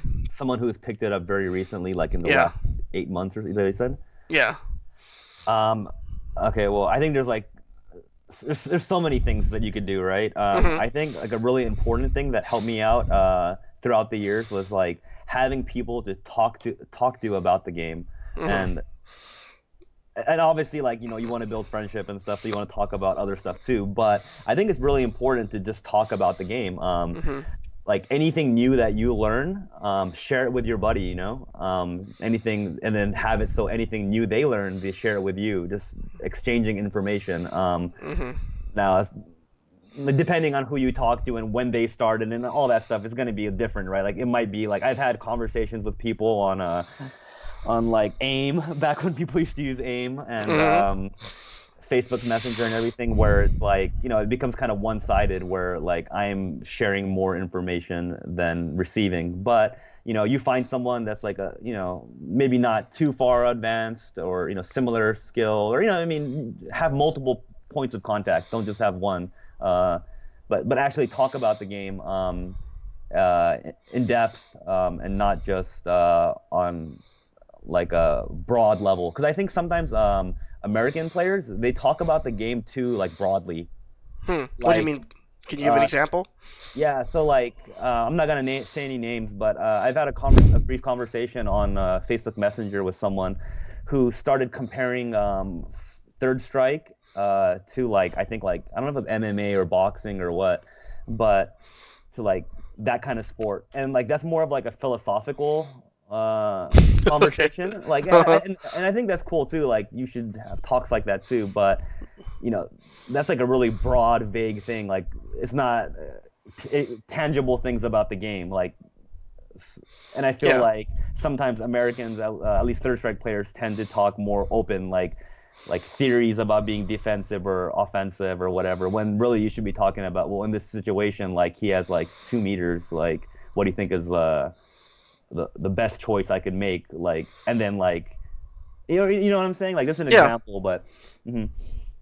Okay. Cool. Cool. And you know, it's funny that you mentioned the whole this whole thing about about just talking to people, because I don't know if you read SureYouCan.com, Not but anymore, man. but there was this article that someone wrote on SureYouCan.com that was talking about how you know how people can revive the scenes for older games, Hmm. um, and and then on the in the same day I was listening to another podcast. Gosh, I wanted to give a shout out to this podcast. I forgot it, but the podcast, the guest was a ST player Hmm. by the name of El Trouble, Oh yeah, yeah. I mean, I'm and not familiar, but I've heard the name and like, yeah, yeah. and so like I was listening to the podcast, and the host was asking him about sort of his strategy for getting people to play ST, Hmm. and El Trouble was like, well, basically what we do is we try to, well, number one, we try to get all the people who aren't happy with five. that's Yeah. that's the one of the things he does. But another thing that really struck me, another comment that El Trouble made, is that he was like, one of the things that they're doing supposedly is they're trying to sell players on the community and not the Hmm. game so much, right? Like, and what do you think about that? Like that No, approach? I think that's cool too. Like, I think obviously, like, I think at this point in time, this, Third Strike's an old game now, so it's like really difficult to like sell the game. Like, Hmm. if and I think a lot of it is like time, place, occasion. Like, so it's like sometimes like you could do everything right, but it's not gonna come into fruition because it's just not in the cards. Like whether there's another game that people are more interested in, or maybe what I'm trying to say. Like, so it's like Yeah. a lot of, yeah. So I think but I think community is definitely a great thing. Something it's good and bad, I feel, is and this is a personal opinion, but I felt like in the past years, like the past meaning like this last one or two, I felt like uh not you solely, but like the I guess New York maybe. You guys had like, it seemed like there's a lot of like rivalry, like trying to bring back a little bit more of like the East West kind of feel to it. And I think that's great to some degree, but I think the bigger thing should be more like, hey, like this game's really fun and we're having a great time. Come join us. Like it should be a bit more friendly. And there's pros and cons to that, but I think overall, like even in Japan, it seems like more like there's some like behind the scenes rivalry and dislike for people and stuff amongst their players. But overall, I feel it's more like, hey, we're having a great time. Like come join us. Hmm. So, I don't know if that's answering your question direct. I maybe veered off a bit, but Oh, no, no, no, no, no, no, no, definitely. I think just on behalf of what This Is Third Strike and myself basically tried to do is you know I mean we just felt like a couple years ago no one was really sort of taking the initiative when it Mhm, comes to creating stuff for the scene, mhm, and you know could we have, and by we meaning This Is Third Strike and the New mhm. York crew, you know could we have done certain things differently? Yeah, we could have, Yeah, but I'm personally I'm pretty proud yeah. Well, of what This Is Third Strike has done in terms of bringing the scene back, and so maybe, but you're right, maybe it's time that we all just kind of get along, yeah. Well, you I know. mean, and I'm not, I mean, I mean, you need some rivalry, right? But I don't Yeah. think rivalry should be the main focus, I guess, is what I Uh mean. huh. Yeah. And touching back to what we talked about before was like one of my favorite things about TFC was like also playing people that I haven't played offline, but also just hanging out with them. Like it was like Uh huh. really good meeting you, for example, because we haven't met before. Yeah. Stuff like that. More of a personal touch, I guess. Mhm. But so kind of to rewind a little bit, as far as like promoting the game, I just want to say that maybe 2008 to like 2010 or 11, I really tried to like promote the game like here Mhm. locally in Dallas, and it failed miserably. So like I'm pretty jaded on trying to like grow the American community. Like Mhm. if we talked like 6 years ago, I would have been like, oh, like yeah, let's do this. Like yeah, we need to do this. Well, But remember 6 years ago, right? It looked so promising. 3SO had just come out. It seemed as though Capcom was really cared about Third Strike and giving us a viable, you know, port. I mean, I know that you were on, Ryan and Farai's podcast. You had played online, so yeah, I definitely remember when you were just kind of when you were really all for that. yeah. Just out of curiosity, why do you think why do you think your attempts to kind of promote the game sort of fell on deaf ears? Well, I mean, I didn't try too hard to like promote it like so if anything, I think like Ryan and Farai, like I think they tried to promote it more like on a Hmm. broader scale. Like for me it was more just like my local scene. Why I think honestly it just has to do with like the players' interests. Like so it's like why does Third Strike work so well in Austin? I don't know, man. Like Hmm. right, isn't that Maybe like because a it's Austin. Yeah, like, yeah, like, right. and it just so happened, that I don't know. There's so many factors. It's hard to Uh-huh. say. Like, I don't know why my attempt 6 years ago was a failure, and why Austin, without too much effort, can maintain that community and interest. Hmm. I don't know. Hmm. Um, but yeah, I mean, yeah, I don't know. Like for me, I've always felt like Japan, like. I think Pyrolee said this before. I think Ryan said this before. Probably Five Star said this before. It's like I was like more of the thought like, of course I want to grow the American scene, but my priority was Japan. Like I always wanted to. I'm not saying win Co-op Cup or SBO, but I just like my dream for the longest time or for a good chunk of time was being able to hang with a Japanese player in a set. Hmm. Like I don't know, like just to be good, like to hang with them. It wasn't to win a tournament or to win an American major or anything like that, you know. But do those have to be sort of, do those goals have to be, diametrically opposed? You know what I mean? Like, is there a way? Isn't there a way to sort of do both or use Yeah. both? Like, Yeah, no, I definitely think so. Like it's just like I'm just explaining like where I was yeah. coming from like Hmm. then, you know. So I tried growing it here locally, failed, and then from there I was like, oh, whatever, like I'm just gonna focus on myself and Uh huh. Japan, you know, like this yeah. Yeah, and it kind of goes back to what L Trouble was saying in that podcast, and I think, you know, and I think maybe they need Third Strike players might need to take a page out of the ST crew in SoCal, Hmm. try to sell players on the people, right, Hmm. more than just the game, because not to sound all kumbaya or anything, but there are a lot of like super interesting people in the Hmm. Third Strike community, and like that's kind of one of the reasons I wanted to do this podcast because like for example, right, like you're super interesting, you're a yo-yo legend Uh, or a yo-yo champion, no one would know that. just in um yo-yoing, but yeah. well, there are people who aren't a champion in anything, so you know definitely kudos to you. So maybe that is something that the Third Strike community needs to do. My one thing is though is, and obviously I want to get your input on this because for a longest time the only way you were able to play Third Strike was online. Hmm. Um, there's a lot of people that play Third Strike online on Hmm. Fightcade, Hmm.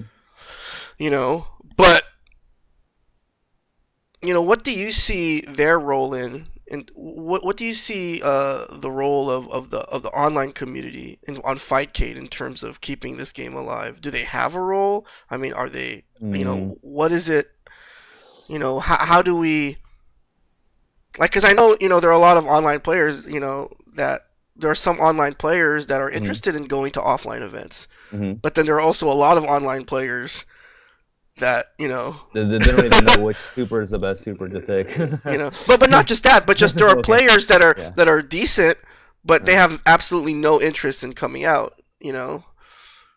I mean, So, I think that's a shame, but at the same mhm, time, like, I mean, I understand that this is an older game. Our player mhm, base is older, so you can't expect everyone to be 100% for Third Strike and like, mhm, not follow with their responsibilities or what, whatever. But I think there should be a little bit more compromise. It'd be great to see, like, Tenren's a great example. Like, I'd love to see him come out to Japan or a major that a lot of us are at, or something like that. mhm. And I guess that brings me to my next question. I'm glad that Mhm. you brought up Tenren because I asked this question to Ryan. You Mhm. know, I guess we're gonna assume, and probably maybe Kane can shed some light on this in the chat, but I'm just gonna assume that TFC is gonna happen again this year. Mhm. Are there any players that didn't show up at last year's TFC you'd like to show up this year? Yeah. Like in particular, like for example, Tenren, right? So I'm just gonna like go with like players that I've played online but Mhm. haven't really got a chance to play offline. Mhm. Um, so already like I would say Tenren, Mhm. Cruz. I don't know if he's still playing that, but I'd still like Mhm. to play him offline. Denges, who's I think in the chat right now. Like I haven't played him offline, so that'd be fun. Um, there should be a few others, like some of like the SoCal guys that play at the Boiler Room. A lot of them I haven't got to play in person before and seems like they play pretty frequently, for American players. So it'd be great if some of them, I don't know how likely it'd be, but some of them to come out at least. Mhm. And as far as like other locations, I'm not as familiar with some of the East Coast players. Like I know the names, like uh, there's a Dudley player. What is his name, dude? Like I don't know. I just know that there are players over there that I've like either played on like GGPO back in the day or still participate in tournaments over there. So if they can make it out as well. Uh, Hmm. but oh, another last one is this like guy on Fightcade who's supposed to be really good. I only played him one time. Uh, I think Fightcade sucks and it's really laggy, so I can't. But Well, um, there goes bringing the fight key community. no, I know. I'm yeah, just joking with I'm you. not saying the players suck. That's not Yeah, what I'm saying. I'm just saying it's not an ideal the environment to the play in. platform. Yeah, yeah, Right. Like I'm not calling people out. Like, is this, yeah. I was like, what I'm trying to get at is I played this oral player named Atrove. I think that's how you say it. Yeah, H Rove. Yeah. Yeah, a really good oral player. Like, I'd love to play that guy offline, see what it's Mm-hmm. like offline as opposed to Fightcade, because Mm-hmm. he knew what he was doing, like he knew all the setups and everything. So, Really, I yeah. think Jinrai's better than H Rove. Huh? I think Jinrai's better than H Rove. That's just me, but Oh, Jinrai? yeah. Well, Shout outs to Canada, I but mean, I'm I don't just know if you've speaking of played. my experience. So, Yeah, yeah.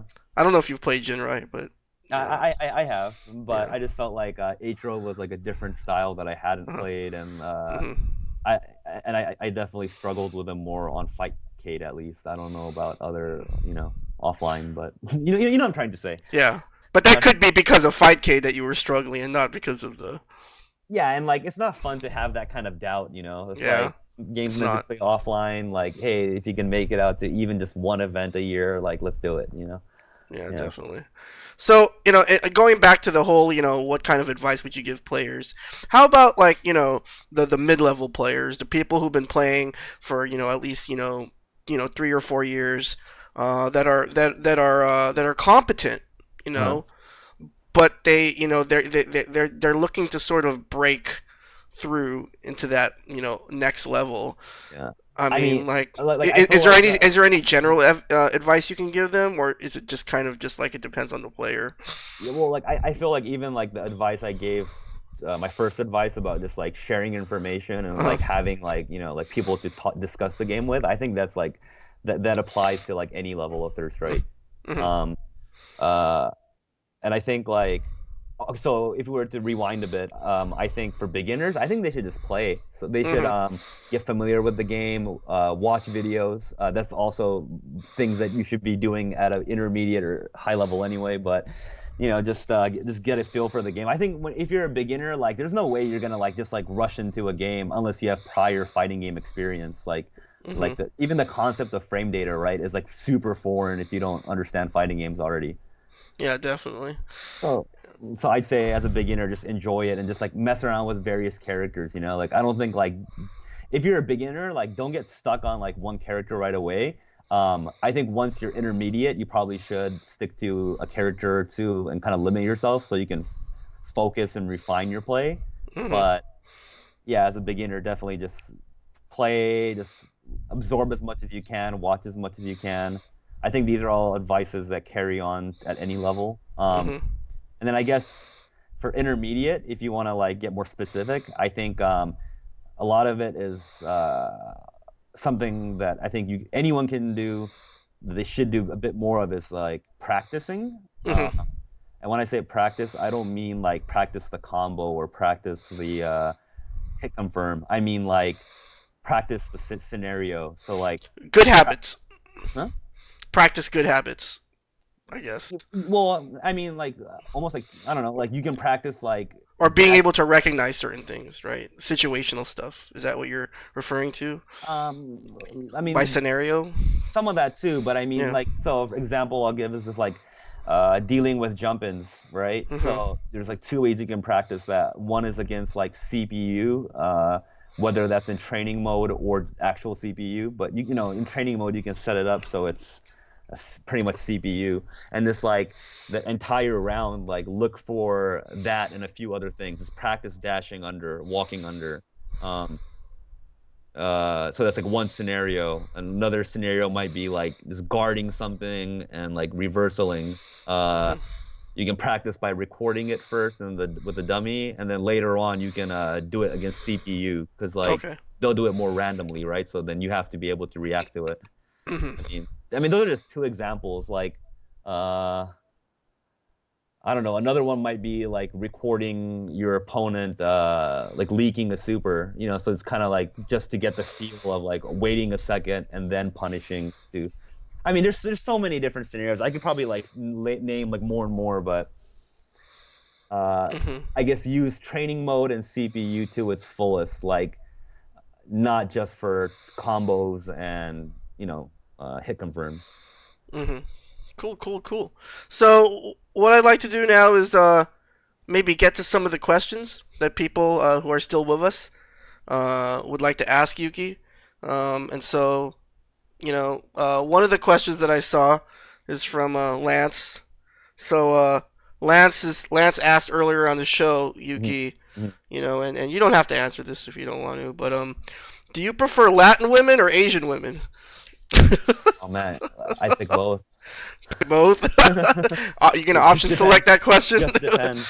No, you Just know to. what? No, if I answer this serious, Uh huh. I haven't had much experience with Latin women, so there's that definitely curiosity there. Uh huh. Um, on the opposite end of the spectrum, I'm more familiar with Asian women. So it's just different ends of the spectrum. Both are Okay. cool. So Denges in the chat asks, how do you confirm crouching medium kick to DP? What character? Like, Ken. I'm assuming. I don't know. Maybe Ken. I guess that's what I'm assuming. Be more specific, Denges. well, but and I mean, I think that there probably is a difference because like, and so which for kind, which strength DP, right? Like. yeah, and then like for those that don't know, and I could be wrong by a frame or two with the numbers, but if I remember right, Ken's low forward has a longer cancel window than Ryu's and Mhm. Goki's. I want to say something like 13 or something, and then Goki and Ryu has only 11 or something like that. Mhm. So, but uh, either way, how do you confirm it? That's like situationally, I think. So like it's a lot harder to confirm it into Shoryu if they're crouching, but if Mhm. they're standing and you see that they're standing, like you can do it that way. Yeah. What else? Like, I mean, I don't know. Just so many factors. Sound. Mhm. Yeah. Uh, if you can like sometimes when I play online because of the rollback, like I'll like leak something, but it's Mhm. really because I see that the health meter drained, or Oh. or I'll hear the sound of it hitting, but is actually not because of the rollback. Mhm. So I think like even just seeing like the life like change in the corner for a split second, or like hearing the audio, all of those like things factor into confirming.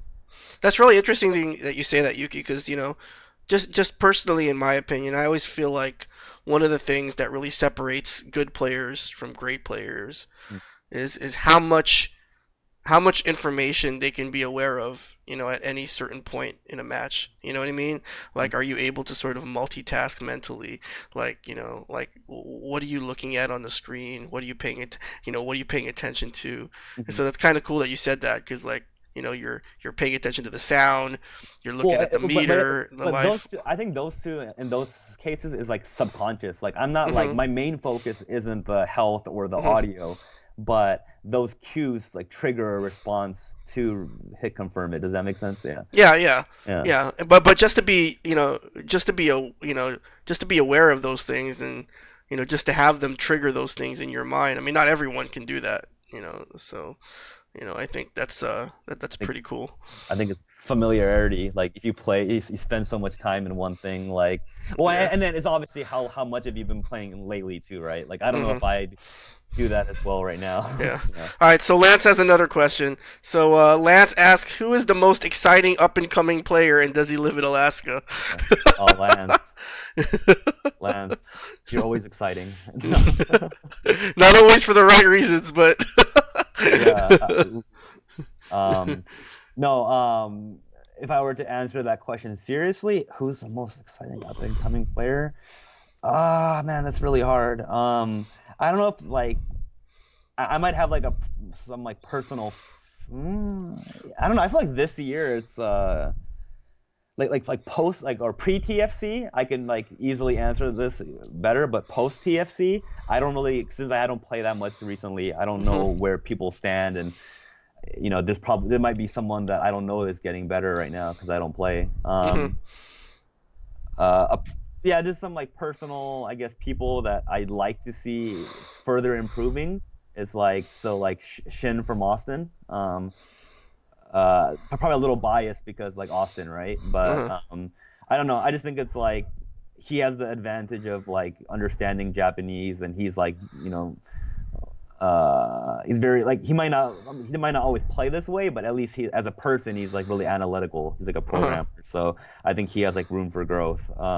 I think Lance is another person, but for different reasons, but more because he's so juiced and excited on Third Strike. I feel like Yeah, compared to right. Like, don't you wish like you could just bottle up whatever Lance is on and just sprinkle it, yeah, right. onto people, and then you could create Dirt Strike communities that way.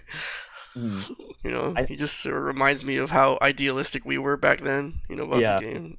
no, for sure. No, but I think Lance is. I think he's. If I understand correctly, I think he's had some of his like on and offs with it too. Mm. But who else? Oh, Sherwin. Uh, Mm. Sherwin. I think this last before TFC, and I think even now, he seems like he's like really dedicated to Third Strike right now and Hmm. playing. Like he's someone that not this last month, but like before TFC and after TFC that I would talk to about chat about the game with, and just Hmm. like sharing information, and he even shared stuff with me that I didn't know. Mm. So I think he's someone, and he's like planning on going to Japan later this year, and Hmm. maybe for Co-op Cup. So I think he's definitely a player that has like a goal and like the right things to improve. Uh, Hmm. I'm probably forgetting two, three other people or so. I'm sorry, like it's off the top of my head. Hmm. Any other questions, guys? Before any other questions? No. All right. One of the last things I want to talk about, Yuki. So how about you? In terms of your future with the game. I Uh, mean, I know I'm that I'm you've kind of at a crossroads right now. I mean, I don't need to get too in depth with it because we've already been talking for a good chunk of time now. Um, just put it simply, I don't know right now. Hmm. I feel like my peak interest was around 2000 between 2010 and 2014. I think that was like my peak interest. Hmm. Like I hadn't returned to Japan since like I was a scrub, so I just felt like I had all this like motivation to be at their level and to prove myself to myself and I mean others too. Um, so I think it's hard for me to see myself being as into or more into Third Strike than that part of my life unless I move to Japan or something like that happens. Hmm. But I mean, there's no way I'm gonna quit Third Strike, right? Like, I mean, there's no way you're gonna quit 100% either. Like, none of us can 100%. So, No, I'm gonna uh, be the first person to completely retire from playing Third Strike. you can't do it. Well, I mean, you can I'm do gonna it be for I'm gonna be the first person in history to do that. I've done a pretty good job. I haven't touched the game. Well, no, see, I already lied. I touched the game when an old friend came, like a couple like last month. yeah. I But mean, aside from that, yeah. no, but I mean, there's no way to 100% cut it out. You might get down to 99% or something, or but not 100. So yeah, no, I mean, like it's hard to say. Like I feel like I want to play it more if I was gonna visit Japan soon, or if there was something like if I were to go to Austin, right? Like I Uh-huh. definitely start playing a bit before I go down, so I'm not as rusty. Hmm. Um, so it's kind of hard to say right now. I just feel like I need to focus on other aspects of my life right now because Fair enough. Yeah. I've tended in the past to focus on my hobbies a lot more than other aspects. So Hmm. yeah. Cool. Cool. Well, before you go, Yuki, we have one more thing to do tonight. And I think Colton has already sort of spoiled it. But Try so to read the chat right now. See. yeah, what does Yuki think of Dander? Oh, is that really? No, that's Lance. Yeah, it's Lance again. So I know we've been talking about building the community, everything, and and about sort of turning a new leaf, but Mhm. you know what? I just can't, Yuki. There's just so much bad Third Strike on YouTube, dude. Like if you can't, like, you just got to be able to laugh about it, right? Mm, Like, so I figure, since you're known for your super precise execution, I nah, thought that's I not. thought it would be there would be no better episode, Uh-huh. to bring this back than the episode that you're on. So without further ado, guys, we're going to bring back, at least Colton's favorite segment, and that's Pack It Up. So, are you guys ready for another edition of Pack It Up? So for those of you who haven't, for those of you who haven't watched House of Strikes, basically what I've done is I've scoured YouTube for some of the more memorable Third Strike lowlights that have happened this past week, and so I've picked out 5 nominees, and I want you guys to tweet me at MutantXP and let me know which one's your favorite. And so, are you ready, Yuki? Yep, let's Are you go. ready to see some of these highlights? I know Colton on the chat is ready. So, without further ado, here comes the return of Pack It Up. All right, pack it up. So, nominee number 1, Arab Warrior manages to choke this round away with one of the worst Aegis setups in history. Just wait for it. Oh, Oh my god, that's definitely not RKF worthy, right? what was going on there? Nominee number 2. Speaking of making good supers look bad, it's back to training mode for these two Makoto players. Tominaga must be rolling in his grave, even though he's not dead yet. What is going on?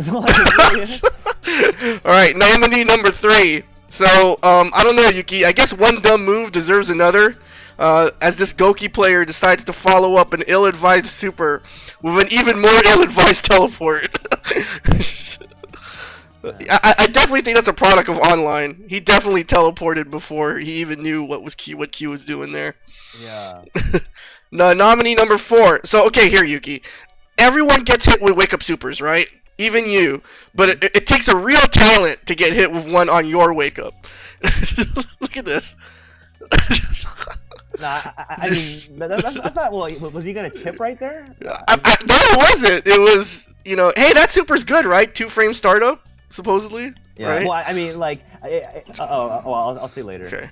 All right. So, nominee number 5. If someone made a PSA on the merits of blocking in fighting games, these 2 rounds would probably be in it. So remember, kids, no blocking, no life. Look at that round. I don't know which one's your favorite, Yuki. You gotta let me know. But that round was pretty amazing.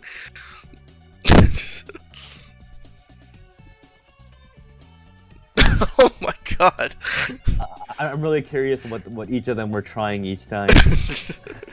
So, pick your favorite. Let me know what your favorite is from this week's Pack It Up. And if you guys, know of a YouTube video or seen a clip that you think deserves to be on Pack It Up, tweet us, let us know. So, what did you think of that showcase of Third Strike talent right there, Yuki?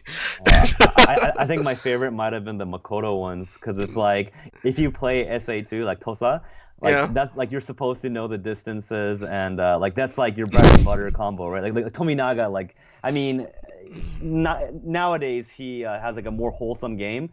But when he was first like making like a splash in the scene, he was known as just that guy that does double Fukiage all the time. So yeah, it's like you have to know how to do that. Like yeah. Definitely, definitely. All right, guys. So that's it for this episode of the Mutant Experience. Before I let you guys go, I just wanted to let everybody know of some events that are coming up. So first and foremost, now these aren't in order. For some reason, OBS Studio doesn't recycle slideshows. So, well, anyway, that's a technical thing. Anyway, Texas Showdown. Shout outs to all the Texas players, including Yuki. There's going to be Third Strike there, May 5th to 7th. So definitely check that out. KD Alpha's doing some good work. Another big tournament, same weekend, the Hado Street Fighter tournament in France. just recently announced Exodus is going to be making an appearance there this weekend, tomorrow, in fact, Winter Brawl 11. Unfortunately, I'm not going to be able to go, but there are going to be a lot of strong East Coast Third Strike players. And speaking of Third Strike, Michigan Masters is a major that's happening in the Midwest, April 1st. And so, speaking of Michigan Masters, next week, I don't know if you're oh there. Well, let's not watch that again. So I don't know if you've watched their stream channel before, Yuki. But have you ever watched the Poverty Game Night, guys? I've seen it pop up because of the Third Strike. I think Yeah, they play occasionally, but I've never yeah, actually watched it for any length yeah. of time. Yeah. So they're run by a group called KO Arcade, and and they're gonna be helping put on Third Strike and a bunch of other old school games for Michigan Masters. And with that said, next week, Thursday, same time, we're gonna have some of the people from the KO Arcade, including Onagi. I don't know if you're familiar with him, but he plays on Mm-hmm. Xbox Live on the stream to talk about Michigan Masters and just talk about their just to talk about their scene in general. Mm-hmm. Yeah, I mean, if you guys are curious as to the schedule for the podcast, I do have the schedule up on the website, so definitely check that out. Definitely follow me, and this is Third Strike on Twitter. Again, the reruns or the video should be up. Hopefully, I think I clicked on the archive this time, so I think there will be proof that this podcast exists, Yuki. Mm-hmm. And also the Shen is kind enough to agree to also host episodes of my podcast on his world famous Third Strike channel. Oh, that's So great. Yeah. so shout outs to the Shen. So before I let everyone go, do you have any other do you have anything you want to say, Yuki, before we shut it down? Yeah. Well, first of all, I just wanted to take this opportunity to promote my signature yo-yo that just got Yes. released not too long ago, the Kayak. So it's my player model or signature yo-yo. Has my signature right there inside the package. This Um, man, like you are a legend. um, That's like Ori coming out with a stick with my signature on it, which will never happen, right? Logo Wow. for the Kayak on the opposite end has my name on there. Um, so I don't know the exact price, but I believe this retails for $80. I know that's pretty steep for a beginner, but if you have any interest in it, or I don't know, if there's for some reason you want to buy a yo-yo and $80 is not too much for you, like I get a portion of the royalties, so that'd be cool. If not, like buy me a beer when we meet sometime. That'd be awesome. Either way, Hmm. just wanted to quickly put that out. And where can they get the yo-yo? There's several places, but I believe the most, I guess, common place to purchase yo-yos now is yoyoexpert.com. YoYoExpert.com. Yeah, there's definitely other vendors online, but that's the most well renowned, I guess. Yeah. Okay.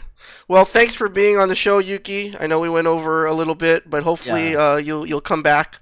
Yeah, no, And definitely. I feel like there's so much to talk about, so let's do it again sometime in the not too far future. all right, guys. So on behalf of Yuki, this is Mutant XP signing off. I'll see you next Thursday when my special guest will be the Michigan Poverty Game Night crew. So until then, play Third Strike. It's a good game, and I will see you guys later. Bye, Yeah. guys. Thanks.